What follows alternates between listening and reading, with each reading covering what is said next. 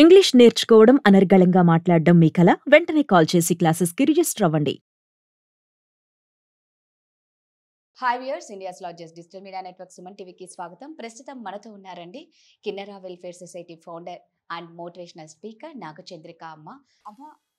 మామూలుగా హ్యాపీనెస్ అంటేనే ఒక చాలా సంతోషం అండ్ లగ్జరీ. అంటే ఎప్పుడైతే నువ్వు లగ్జరీగా ఉంటావో ఆటోమేటిక్గా నువ్వు సంతోషంగా ఉన్నట్టేనా. ముఖ్యంగా ఇది పెళ్లి లైఫ్లో, ఒక పెళ్లి జీవితంలో చూసుకుంటే భార్యాభర్తల మధ్య ఏది ఉంటే ఆ రిలేషన్ స్ట్రాంగ్గా ఉంటుంది. హ్యాపీనెస్ ఉండాలన్నా, లగ్జరీ లైఫ్? చాలా మంచి ప్రశ్న కాదా ఇది. ఎందుకంటే ఇప్పుడు జరుగుతున్న ట్రెండ్లో అంత ఇదే జరుగుతుంది. అమ్మాయిలు డబ్బు ఉండేవాడే కావాలి, వాడు ఇంజనీరా, ఫారెన్లో ఉన్నాడా, డబ్బు సంపాదిస్తున్నాడా, కారు ఉందా, బంగ్లా ఉందా, మంచి విల్లా ఉందా, ఇది ఆలోచించుకొని చేసుకుంటున్నారు తప్ప అతని మనసు గురించి కానీ, ఆ మనిషిని గురించి కానీ, అతను కూడా ఆమె మనసు గురించి కానీ ఎవరు ఆలోచిస్తలేరు. ఏముంది అని అనుకునే పోతున్నారు.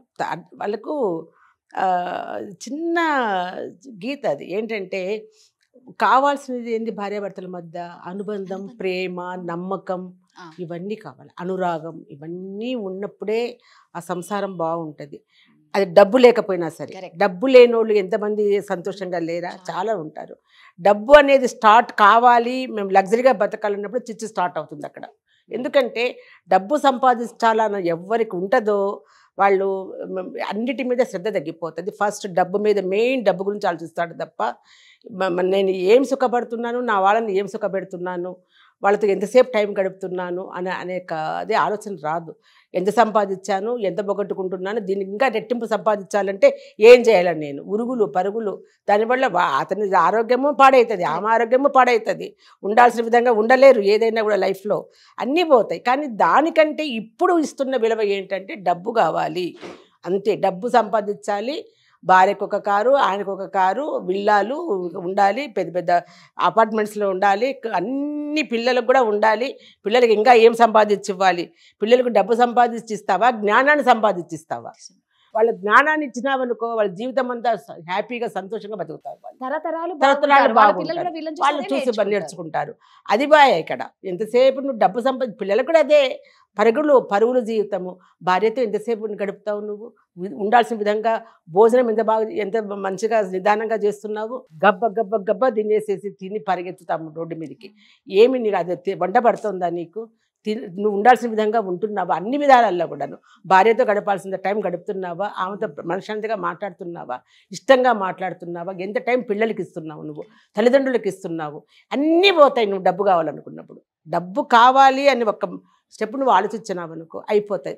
డబ్బు అంతా సంపాదించిన తర్వాత అప్పుడు ఉందాంలే అనుకున్నావు అనుకో, నీ ఆరోగ్యం పోయింటుంది.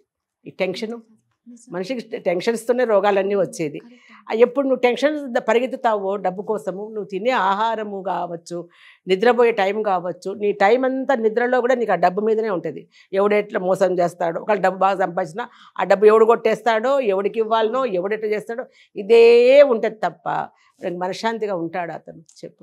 ఇంకా ఎవరిని ఎట్లా చేయాలా, వాళ్ళని ఎట్లా పడగొట్టాలా, వీడిని ఎట్లా మీదకి వెళ్ళాలా, ఎంత సంపాదించాలా, ఇది ఇంకా ఇదే కోట్లు ఆ కోట్లు కోట్లు కూడా లేకుండా పోతాడు లాస్ట్కి, ఏం లేకుండా.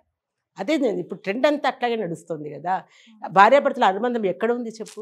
ఇక విధి లేని పరిస్థితిలో భార్య కానీ భర్త కానీ అక్కడ జరిగేటువంటి దానికి లొంగిపోయి ఏమి మాట్లాడలేక, బయట పడలేక, రోడ్డు మీదకి రాలేక దాన్ని ఒక అలవాటుగా చేసుకొని బతుకుతారు. నిరాశగా ఏదో బతుకుతున్నాం మనం అని బతికే అంతే. ఎందుకంటే అట్లా అట్లాంటి భార్యలు అనే వాళ్ళు తక్కువే ఉంటారు, కానీ మగవాళ్ళే ఎక్కువ డబ్బు సంపాదన మీద పరిగెత్తేది. అది నన్ను ఆడదానికి ఆశ ఉంటుంది, నేను లేదంటాంలా. నగలు కావాలా, చీరలు కావాలా, దానికోసం సంపాదించాలనుకోదు. మొగుడు సంపాదించాలనుకుంటుంది తప్ప ఈమె సంపాదించాలనుకోదు. కొంతమంది ఆడవాళ్ళు ఏంటంటే, నువ్వు నాకు ఇంట్లో లేకపోయినా పర్లేదు, నువ్వు డబ్బులు సంపాదిస్తూ ఉండాలి ఆడవాళ్ళు ఉన్నారు. డబ్బు ఉంటే చాలు అంతే. అన్నట్టు ఏంటంటే, ఆ డబ్బు అనే దాంట్లో ఇంట్లో వాళ్ళందరినీ నిర్లక్ష్యం చేసుకుంటే, రేపు మీరు కావాలి అనుకున్నప్పుడు అందులో ఎంతమంది ఉంటారో, ఏముంది ఈ ప్రపంచంలో చెప్పు? నువ్వు ఎంత సంపాదించినా, ఎంత ఉన్నా, లాస్ట్ నీ ఆయుష్ తీరేంత వరకే తప్ప దాన్ని మించి నువ్వు డబ్బు ఉందని నువ్వు ఒక్క క్షణం కూడా ఎక్కువసేపు బతకవు కదా. ఇటు 6 అడుగులు ఇటు 3 అడుగులు తప్ప ఎంత సంపాదించినా కూడా, ఎంత చేసినా కూడా అది నీకు అదే నీకు మిగులుతుంది. అంతే. తర్వాత నీ అనుభవాలు పోతాయి. ఏది అనుభవిస్తున్నావో, మిగతా వాళ్ళకు నిన్ను నమ్ముకున్న వాళ్ళకి ఎటువంటి సంతృప్తినిస్తున్నావు, వాళ్ళు నిజంగా నాకు వాళ్ళకి న్యాయం చేస్తున్నా అన్న ఒక్కసారి ఆలోచించుకో. మామూలుగా మనకి ఎంత కావాలో అంతే కావాలి, డబ్బు కావాలి. ఏది కూడా మితంగా ఉంటేనే బాగుంటుంది తప్ప అతి అయితే ఏది కష్టమే. డబ్బే కాదు, ప్రేమే కాదు, ఏదైనా సరే. ఇప్పుడు సెల్ ఫోన్ మనతో మాట్లాడుకున్నాం మనం. సెల్ ఫోను మామూలుగా ఉపయోగించుకున్నట్టుగా ఉపయోగించుకున్నామంటే ఏ కష్టం ఉండదు. కరెక్ట్. అది మామూలుగా ఉపయోగించుకుంటాం.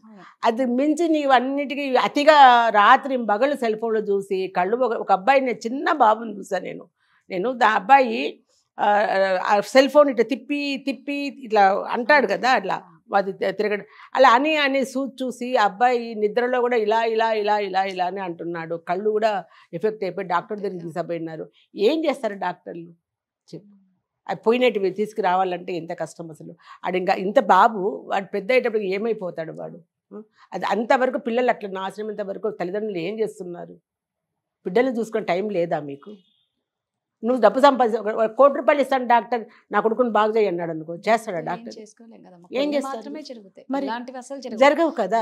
ఎందుకు ఆలోచించరు కొంచెం కూడా అనిపిస్తుంది నాకైతే. డబ్బు మితంగా ఉండాలి, మితంగా సంపాదించాలి. మీ అవసరానికి సరిపడా తీసుకోండి మీరు.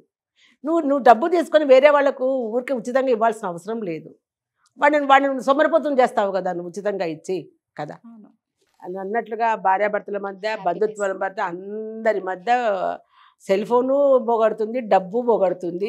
ఇవన్నీ కూడా ఎంతవరకు మనం ఉపయోగించుకోవాలనో, ఎంతవరకు మనకు కావాలో అంతవరకే చూసుకుంటే బాగుంటుందని నా ఉద్దేశం. నిజమమ్మా, నిజంగా డబ్బు అనేది అవసరానికి, మనకి ఎమర్జెన్సీకి, వీటికి చాలా యూజ్ అవుతుంది. బట్ లగ్జరీ అనుకొని టైం అంతా అందరినీ వదిలేసుకొని లగ్జరీ కోసం సంపాదిస్తూ ఉంటే మనుషుల్ని దూరం చేసుకుంటారు. అంతే మరి.